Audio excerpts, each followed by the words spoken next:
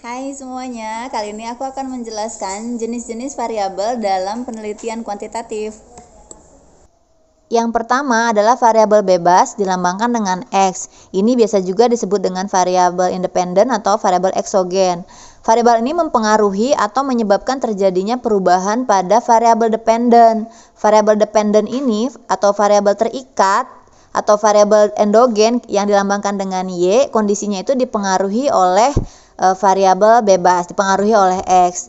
Nah, dalam pengaruh antara X dan Y itu bisa jadi di tengah-tengah ada variabel yang memerantarai.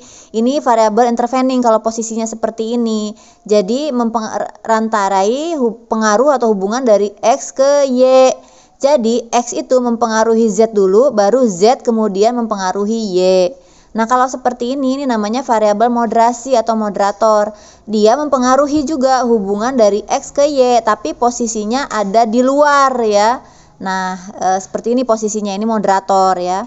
Nah, satu lagi adalah variabel pendahulu. Kalau variabel pendahulu ini dia mendahului terjadinya atau hal yang ada pada variabel X. Tapi kalaupun nggak diukur, sebenarnya pengaruh dari X ke Y itu juga tidak akan berubah gitu.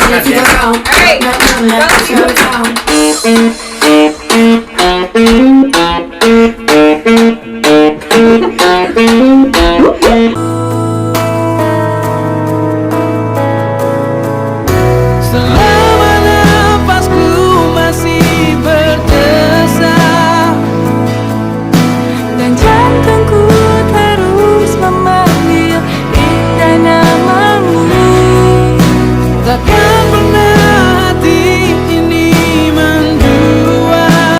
Halo semuanya, kali ini aku akan menjelaskan secara singkat mengenai metode penelitian deskriptif. Metode ini berusaha menggambarkan sebuah kondisi atau fenomena dan menjawab pertanyaan apa, dan bagaimana. Dia tidak mencoba menjawab pertanyaan mengapa, sejauh mana, itu tidak. Nah, untuk pendekatannya ada yang kuantitatif dan juga ada yang kualitatif. Beberapa referensi bahkan menyebutkan bahwa sebuah penelitian deskriptif itu bisa saja menggunakan kuantitatif dan kualitatif dalam satu penelitian.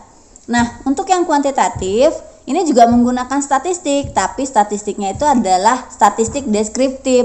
Artinya apa? Angka-angka yang diperoleh itu hanya dijabarkan, dihitung dalam bentuk tabulasi, dalam bentuk diagram. Dan yang dihitung itu biasanya hanya rata-rata atau mean ya, median juga mungkin ya, dan juga modus ya atau tren. Nah, jadi dia tidak menggunakan statistik inferensial ya. Kalau statistik inferensial itu kan dia mencoba mencari hubungan dan sebab akibat. Untuk teknik pengumpulan datanya, penelitian deskriptif itu bisa menggunakan kuesioner ya, survei, observasi, wawancara, dan bisa juga menggunakan assessment tools ya, alat ukur atau alat tes tertentu. Nah, apa sih yang membedakan deskriptif dengan penelitian korelasional atau eksperimen misalnya yang sesama kuantitatif ya? Kalau yang deskriptif itu umumnya satu variabel saja ya. Kalau yang korelasional atau eksperimen itu biasanya dua variabel karena mencari hubungan sebab akibat ya kan.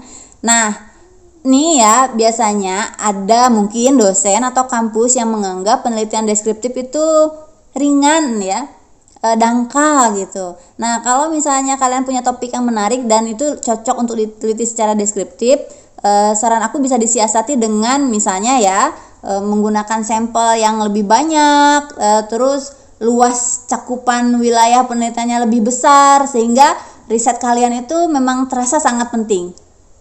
Contoh judul penelitian deskriptif misalnya kredibilitas ulama di kalangan remaja pedesaan, perilaku remaja putri Indonesia dalam menonton drakor ya, pola pemanfaatan fintech di kalangan mahasiswa dan lain-lain.